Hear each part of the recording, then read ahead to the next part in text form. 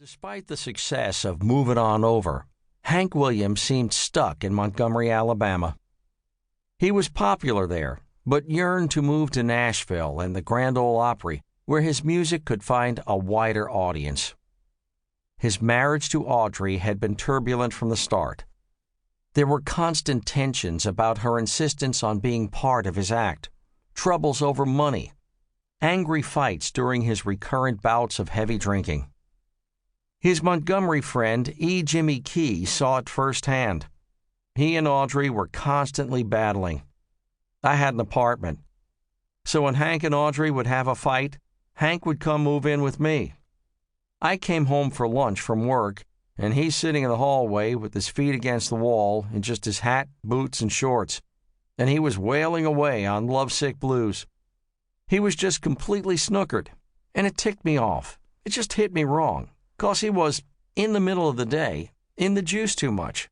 And he said, "What do you think about this song?" And I said, "It ain't worth a damn. It won't sell 10 records." Williams' publisher, Fred Rose, continued to have high hopes for him and took a fatherly interest in his welfare. A recovering alcoholic himself, he had brought himself out of drunken ruin by adopting the tenets of Christian Science. Rose wrote a series of letters hoping to guide his young protege back from the brink, as relations between Hank and Audrey unraveled. February 18th, 1948. Dear Hank, sometimes we humans act in a funny way when things are not going our way. We make plans, and when anyone interferes with our plans, we have nervous breakdowns because we think that drowning our sorrows will make us forget our troubles. But this has never worked and never will work.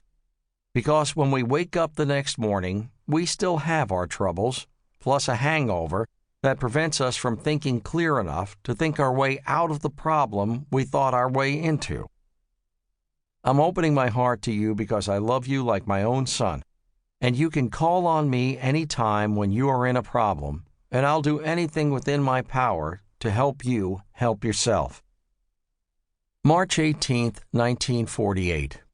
Dear Hank, I feel kind of let down today after receiving your call because I knew you were drinking again, and Hank, that is something I refuse to go for because it only proves a man's weakness. I know you love Audrey more than you are willing to admit, and you are taking the wrong way out, slopping up a lot of poison that makes you feel sorry for yourself and makes your friends disgusted with you. If you really want Audrey back, get a haircut and buy a new suit. Wash your face and throw that damn whiskey bottle out the window and become a man that she would be proud of. I'm trying to be your friend because I know you need a friend. I know what I am talking about because I have gone through the same thing that you are going through now. I am your friend.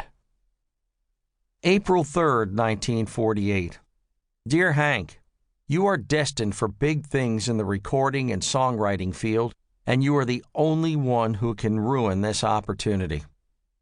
In the future, forget the firewater and let me take care of your business, and you'll be a big name in this business. Kind personal regards, I am your friend, Fred Rose. But Williams was unable to stop. He showed up drunk when a touring group from the Opry played in town and was so disheveled for a performance a few nights later, the bar owner told the band he would hire the rest of them to play again, but not Hank Williams. His dream of going back to Nashville and playing on the Grand Ole Opry seemed more and more out of reach. In late April, Audrey filed for divorce. He has a violent and ungovernable temper, she stated in her complaint, and during the last month has been drunk most of the time. She added, I'm afraid to live with him any longer. He constantly, I think, was dealing with the battle of, I don't want to say good and bad, but more light and dark. And I think part of him struggled with that. He believed in the real redemptive nature of Christ. You know, I have struggles like everyone else does, and I'm a sinner, and I do this wrong, but I have faith in my salvation. Holly Williams. A year earlier, on the way back from a performance,